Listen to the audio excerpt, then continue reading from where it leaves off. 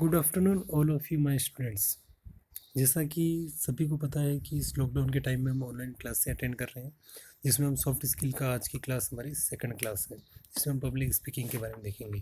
Class start होने से पहले मैं आपको बताना चाहता हूँ कि जो हमारा ये चैनल है स्किल्स फॉर राजस्थान राजस्थान, इसे आप सब सब्सक्राइब जरूर कर लें।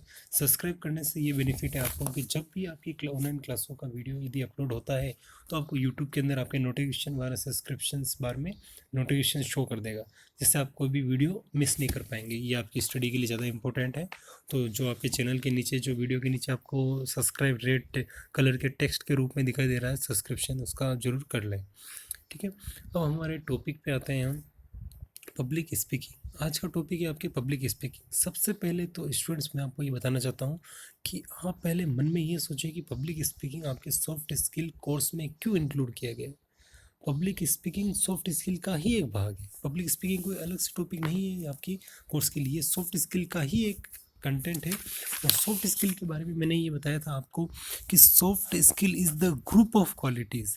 ये क्वालिटीज़ का एक ग्रुप है सॉफ्ट स्किल, जिसके अंदर जो पब्लिक स्पीकिंग है उसके द्वारा आप किसी व्यक्ति के व्यक्तित्व का पता लगा सकते हैं, उसके व्यक्तित्व के बारे में समझ सकते हैं और अपनी छवि आप अच्छे से स्टेबल रख सकते हैं, अस्तित्व में ला सकते हैं। वो आपकी पब्लिक स्पीकिंग होगी। इसका सामान्य शाब्दिक अर्थ होता है लोगों के सामने बोलना, लोगों के बीच में बोलना, लोगों से बातचीत करना। In a team meeting or a presentation with a audience, या तो आप किसी दल समूह में टीम मीटिंग में बात कर रहे हैं या किसी आप अपने लोगों के सामने अपनी प्रस्तुति दे रहे हैं, व्यक्तित्व बता रहे हैं। अब हम देखते हैं कि पब्लिक स्पीकिंग है क्या। तो public speaking is a soft skill that require excellent communication skills, the ability of engage with a audience. सभी स्टूडेंट्स में बताना चाहता हूँ कि पब्लिक स्पीकिंग का मेन मुख्य अर्थ यह है कि वह एक सॉफ्ट स्किल है और उसमें यह आवश्यक है। व्यवहारिक कौशल इस प्रकार का होता है पब्लिक स्पीकिंग में, जिसमें आवश्यक होता है आपका संप्रेषण कौशल। जितना ज़्यादा आपका कम्युनिकेशन स्किल्स अच्छी होगी, आपको अपनी बातचीत करने का तरीका पता चलेगा कि आपको किस टाइप्स में आपके कम्युनिकेशन स्किल्स को कंप्लीट करना है। वो आपके वर्बल है, नॉन वर्बल है, रिटर्न है या विजुअलाइजेशन है। जिस प्रकार आप देखते हैं कि कवि सम्मेलन में कवि अपनी बातों को कितनी अच्छी प्रकार से बोल पाता है। क्यों बोल पाता है? क्योंकि अपने भाव, मनोभाव, उतार चढ़ाव, लय व ताल का इस तरह वो सामंजस्य बना रखता है कि वह अपनी विषय जो भी बातें हैं, जो भी कम्युनिकेशन से जो संदेश है, वो सही प्रकार से उचित माध्यम में प्रेषित कर पाता है। ये उसकी पब्लिक स्पीकिंग की विशेषता है। इसीलिए पब्लिक स्पीकिंग को बेस्ट बनाने के लिए किसकी आवश्यकता होती है? एक्सीलेंट कम्युनिकेशन स्किल्स, उच्च स्तर की संप्रेषण कौशल की, जिससे आप योग्य बनते हैं। एबिलिटी में विकसित होती है कौन सी? इंगेज विद ऑडियंस, लोगों के साथ में जुड़ने की। पब्लिक स्पीकिंग में presentation to a group, presentations range from a speaking to a small group of employees to presenting a large audience at the national conference and event.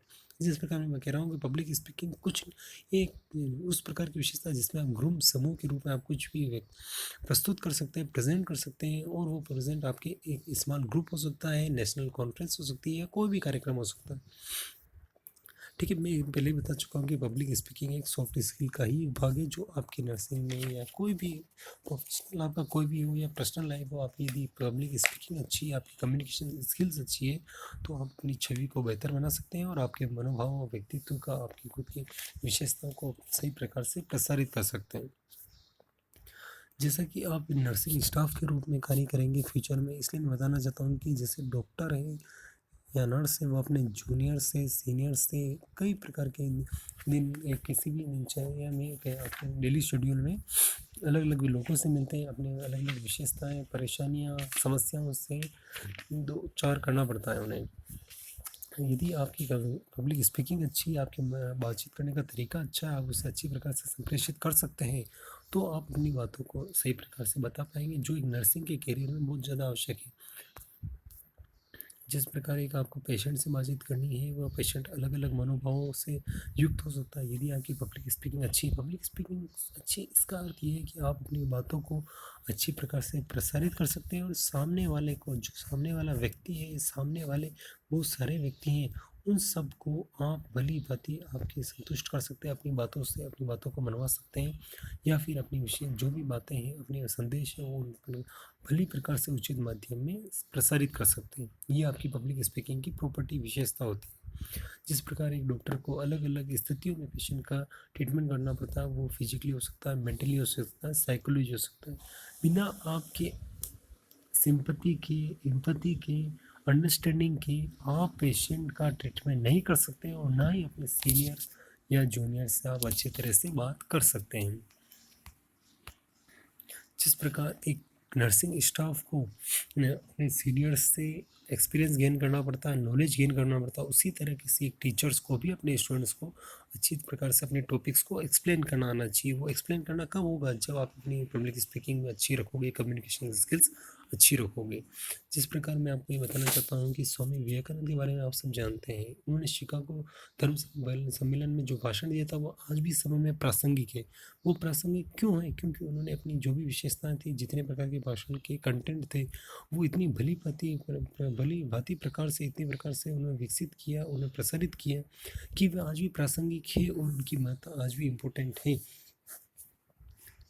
आज के समय में आपने देखा होगा जैसे संदीप माहेश्वरी या अलग अलग मोटिवेशनल स्पीकर है, पब्लिक स्पीकर है, वे इतने ज़्यादा प्रसिद्ध क्यों हुए, फेमस क्यों हुए? इसलिए हुए हैं कि उन्होंने लोगों की समस्याओं को जाना है और खुद चिंतन करके थिंक व्हाट यू से, जो आप बोलना चाहते हैं उसके बारे में आप पहले सोचें, समझें और अच्छे प्रकार से बोलें, अच्छी प्रकार से चिंतन करें। वही आपकी पब्लिक स्पीकिंग को बढ़ाता है और इसमें मेन कंटेंट आता है आपकी नॉलेज का। यदि आपने अपने नॉलेज बढ़ाते गए, उसमें इंक्रीज़ करते गए उस नॉलेज को, तो आपकी पब्लिक स्पीकिंग काफ़ी हद तक अच्छी रहेगी। अभी मुझे याद है वैसे कि हमारे स्वर्गीय पूर्व प्रधानमंत्री अटल बिहारी वाजपेयी एक बहुत अच्छे स्पीकर थे, बहुत अच्छे पब्लिक स्पीकर थे, लीडर थे। लीडर यदि आपको बनना है, आपको कुछ चीज़ को लीड करना है, तो आपको पब्लिक स्पीकिंग आपकी अच्छी होनी चाहिए। उनकी कुछ पंक्तियाँ हैं कविता की जो मुझे हमेशा याद रहती है, मैं आपके सामने एक साथ में शेयर करना चाहता हूँ। हार नहीं मानूंगा, रार नहीं ठानूंगा, काल की कपाल पर लिखता हूँ, मिटाता हूँ, गीत नया गाता हूँ।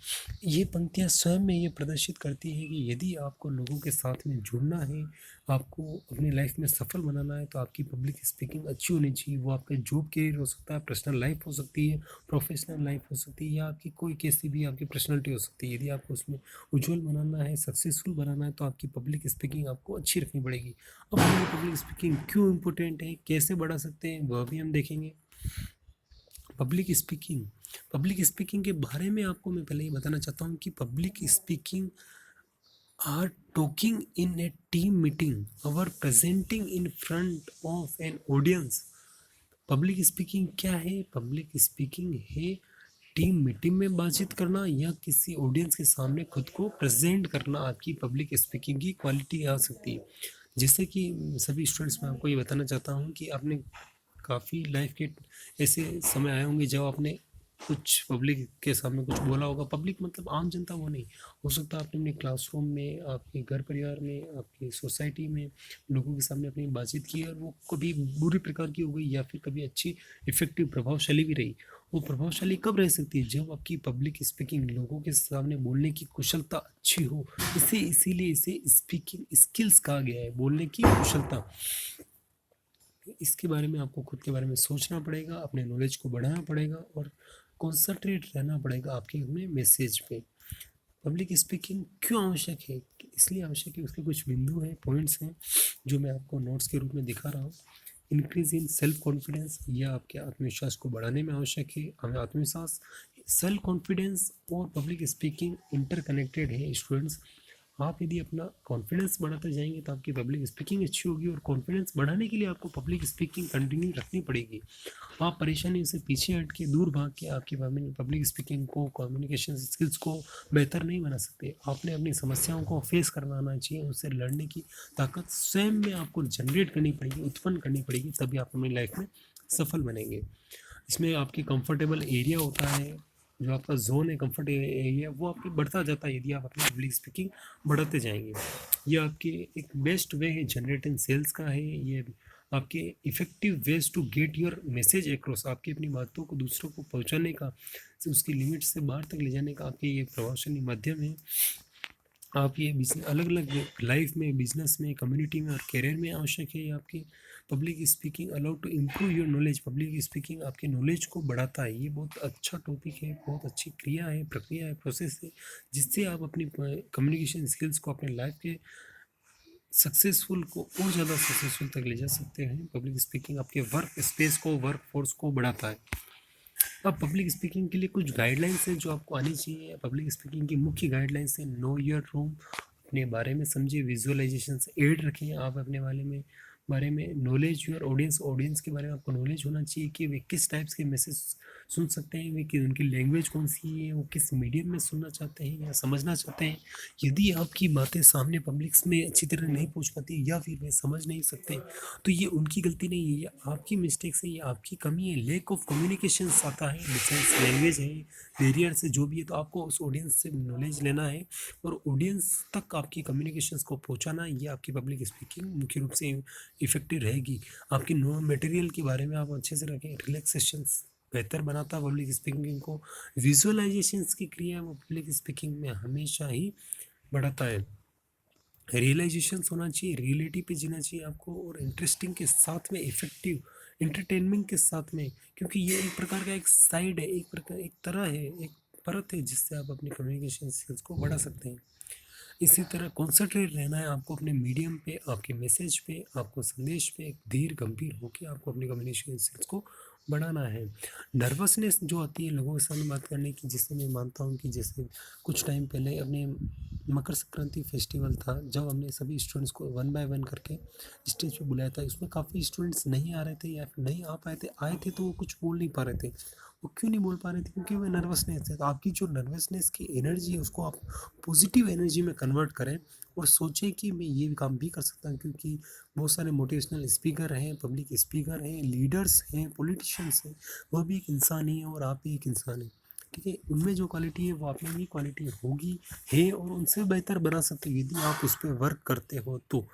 और लास्ट टॉपिक हमारा आता है गेन एक्सपीरियंस। हम अपने अनुभव को हमेशा लेते रहें, दूसरों की गलतियों से सीखें, दूसरों के ऑब्जेक्ट से सीखें और खुद के कार्यों से एक्सपीरियंस लेके हम अपनी पब्लिक स्पीकिंग की प्रोसेस को बढ़ाएं। स्टूडेंट्स, समय की कमी होने के कारण मैं आपको एक्सप्लेन नहीं कर कम कर रहा हूँ, उसके बारे में आप लिखें, समझिए, और जो टॉपिक्स आपको नहीं आते हैं वो आप कमेंट सेक्शन में आपके कमेंट करें।